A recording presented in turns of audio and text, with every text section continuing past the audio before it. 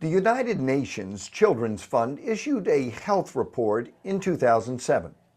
It reviewed 6 dimensions of health, including material well-being, health and safety, educational well-being, peer and family relationships, behaviors and risk, and subjective well-being.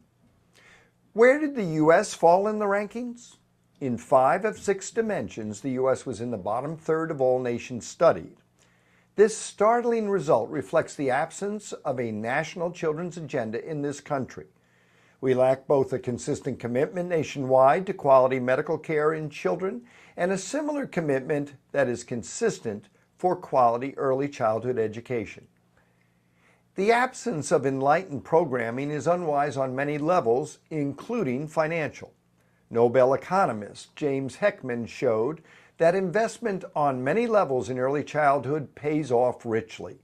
His work clearly pointed out that America does not make good decisions when applying resources for children. We overinvest in remedial skill programs at later ages and underinvest in the early years of development. The young have a long time horizon, and learning begets learning.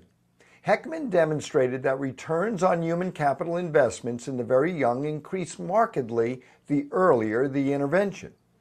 Just one intervention, preschool program investment, has a benefit to cost ratio of 8-to-1. If a nation is to invest wisely in their youngest children, they must have access to health care. The S-CHIP Reauthorization Act of 2009 was an important step in the right direction. 13 million children, 17% of all U.S. children, live below the poverty level. For these children, health care plus early childhood education, carefully interwoven with family and community-based support, has been shown to be successful. But leadership is critical.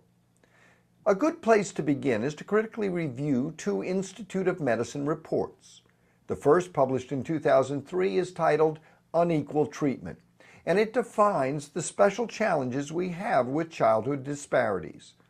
Not the least of these is the lack of research.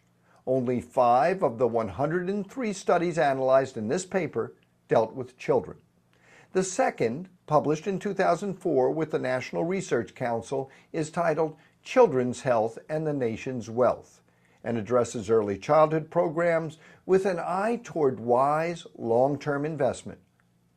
A truly preventive healthcare system must focus on life course strategic planning and early investment. Existing research has demonstrated that early childhood intervention significantly lowers the incidence of chronic disease burden from cardiovascular disease, type 2 diabetes, hypertension, and mental health disorders.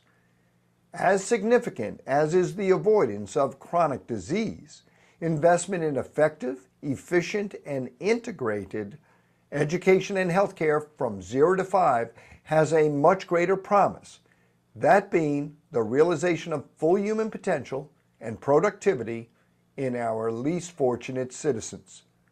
For Health Commentary, I'm Mike Magee.